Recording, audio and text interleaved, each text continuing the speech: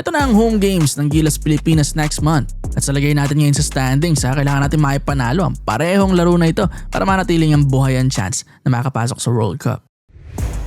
Nilabas na nga ang tickets sa napaka-importanting window na ito para sa campaign ng Gilas. August 28 kontra Jordan, then August 30 kontra Iran naman. Parehong MOA Arena yan kaya maganda, mataas yung capacity, makakatulong ng malaki ang ating Pinoy crowd. Mukhang maraming manonood based sa availability na lang ng mga seats online unless mga scalpers napunta.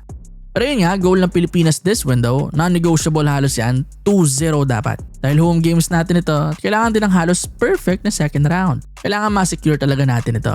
Kung sakali kasi makakuha, from 2-4, aangat kagad tayo sa even na record, 4 wins and 4 losses. Closer and closer na yan sa gusto nating ma-achieve.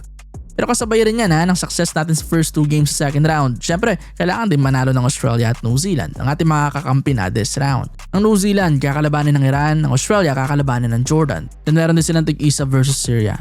Since sa Pilipinas nga rin gaganapin ng games nila dyan sa MOA, kung maaari, suportahan din natin itong Tall Blacks at Boomers. Australia, malamang naman siguro malaki ang chance na matalo ang Jordan, pero ang New Zealand kasi versus Iran, yun yung hindi sure dahil malakas at team din ng Iran.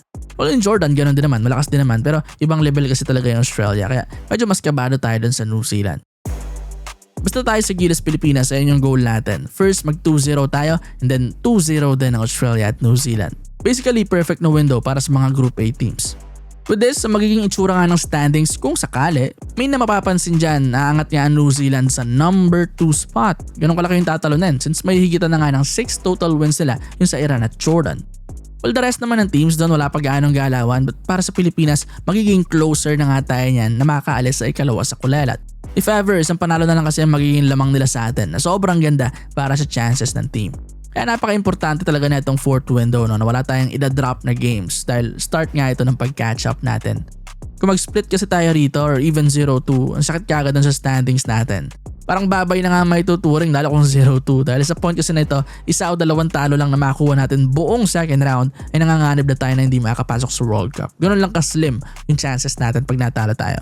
Dahil yung mga hinahabol natin, yun din yung mga makakalaban natin at the same time. So kung matalo tayo sa kanila, bukod sa lulubog na yung record natin, aangat pa yung record nila palayo. Kaya sobrang konti na lang talaga ng room for errors para sa Gilas Pilipinas.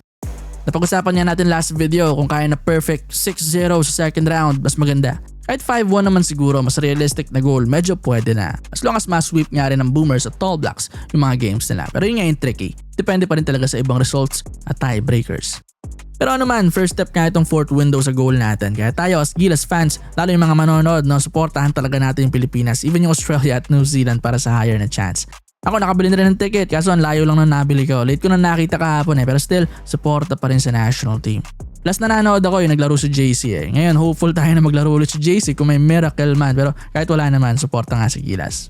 Yun, good luck sa ating national team. Sa mga manonood, kita-kits na lang.